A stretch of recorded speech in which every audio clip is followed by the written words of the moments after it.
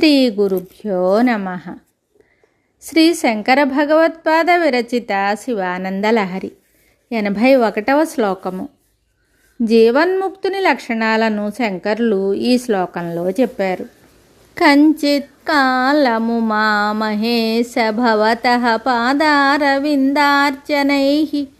కంచిధ్యాన సమాధిభిశ్చనతిభిః కంచిత్ కథాకర్ణనైః కంచిదవేక్షణైశ్చ నుతిభిః కంచిద్దశామీదృశీం యః ప్రాప్నోతి ముదా త్వదర్పితమనా జీవన్ సముక్తః ఖలు.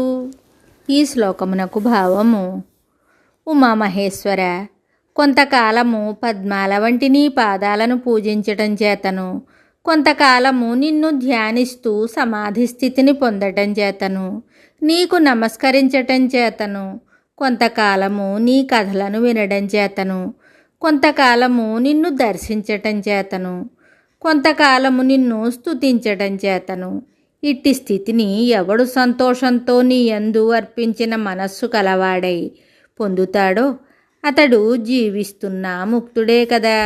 శంకరులు జీవన్ముక్తుని లక్షణాలను ఇలా వివరించారు. మానవుడు పరమభక్తితో కొంతకాలం ఈశ్వరుడి పాదపద్మాలను షోడశోపచారాలతో పూజిస్తూ ఉండాలి. మరికొంతకాలం ధ్యానంతో, సమాధి యోగంతో శివునిలో లీనమైపోతూ ఉండాలి. మరికొంతకాలం నమస్కారాలు చేస్తూ గడపాలి. మరికొంతకాలం శివుడి కథలను వీణుల విందుగా వింటూ ఉండాలి. మరికొంతకాలం విగ్రహాదులలో ఈశ్వరుని చైతన్యమూర్తిగా దర్శిస్తూ ఉండాలి. మరికొంతసేపు ఈశ్వరుని స్తోత్రాలతో పొగుడుతూ ఉండాలి. ఇటువంటి అర్చనాదులతో పరమానందం అనుభవిస్తూ సర్వకాల సర్వావస్థలలోనూ మనస్సును పరమాత్మకు మాత్రమే సమర్పించినవాడు జీవన్ముక్తుడు. మనిషి నిరంతరము ఒకే పనిని చేస్తూ ఉండలేడు. జీవి ఎప్పుడూ వైవిధ్యాన్ని కోరుకుంటాడు. ఒకే పనిని చేస్తూ ఉంటే శ్రమ, చిరాకు కలుగుతుంది. భగవంతుని సేవను కూడా అలా వేర్వేరు పద్ధతులలో చేయవచ్చు. కొంతసేపు అర్చన, కొంతసేపు భావన అనే విధంగా పూజా విధానాలు మార్చుకుంటూ ఉండవచ్చు. దానికై 6 లేక 7 విధానాలను భగవంతుడు ఏర్పరిచారు. ఒకటి కాకపోతే మరొకటి.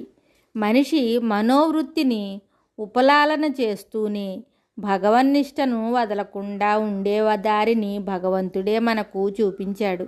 కాబట్టి మానవుడు భగవత్పరమైన మార్గాలలో ఒకదాని తర్వాత ఒకటి, అనగా భగవంతుని పాదపూజ, ధ్యానము, సమాధి, నమస్కారము, భగవత్ కథాశ్రవణం, దర్శనం, స్తోత్రం వంటి వాటిలో భగవంతునికి తన మనస్సును అర్పించిన వాడు జీవన్ముక్తుడు. జీవన్ముక్తులు కావాలంటే ఏ పని చెయ్యాలో ఈ శ్లోకంలో చెప్పారు. కాలక్షేపోన కర్తవ్యం హరికీర్తనం అన్నారు.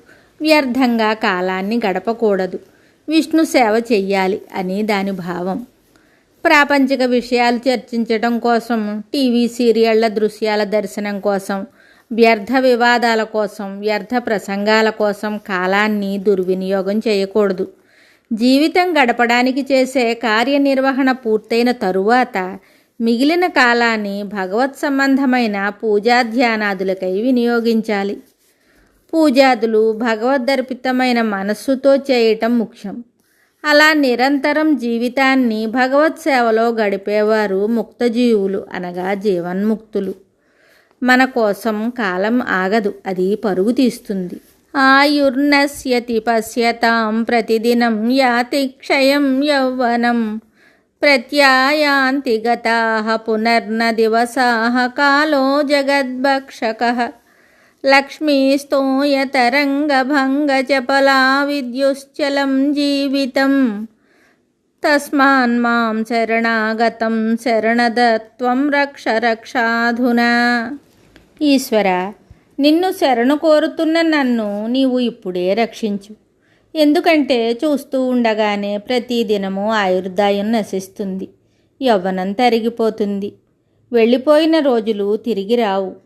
సంపద నీటి కెరటంలా చంచలం, జీవితం మెరుపు వలె చంచలం.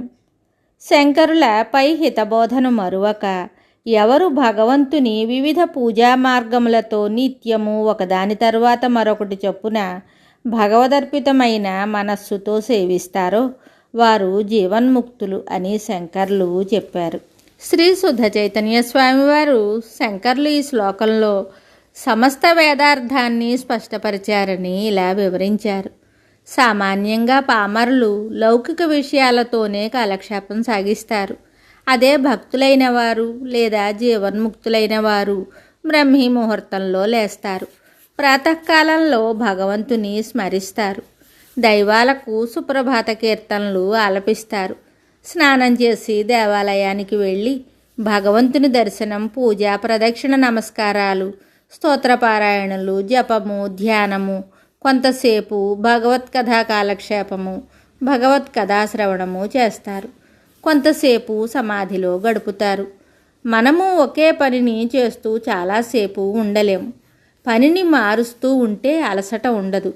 భగవంతుని పూజ కూడా అలాగే చెయ్యాలి. ధ్యానాశ్రాంతో జపేన్మంత్రం జపాశ్రాంతశ్చ చింతయేత్ జపధ్యానాదియుక్తస్య విష్ణు శీఘ్రం ప్రసీదతి. ధ్యానం వల్ల అలసట కలిగితే మంత్రజపం చెయ్యాలి. మంత్రజపం వల్ల అలసట కలిగితే ధ్యానం చెయ్యాలి. ఈ విధమైన జపధ్యానాల వల్ల విష్ణువు శీఘ్రంగా ప్రసన్నుడవుతాడు అని స్మృతివాక్యం. తిండికి లేనివాడు తిండి కోసం శ్రమిస్తూనే ముక్తికై ప్రయత్నించాలి. బాగా ధనవంతుడు తన జీవితాన్ని పూర్తిగా ముక్తికై యత్నించాలి. తప్పనిసరి పనులు ఉంటే వాటిని తన వారికి అప్పగిస్తే దైవసేవకు కాలం లభిస్తుంది. సజ్జనులు భగవత్ సేవార్థమే జీవిస్తారు. మరి ఒక శ్లోకంతో మళ్ళీ కలుద్దాం. శుభం.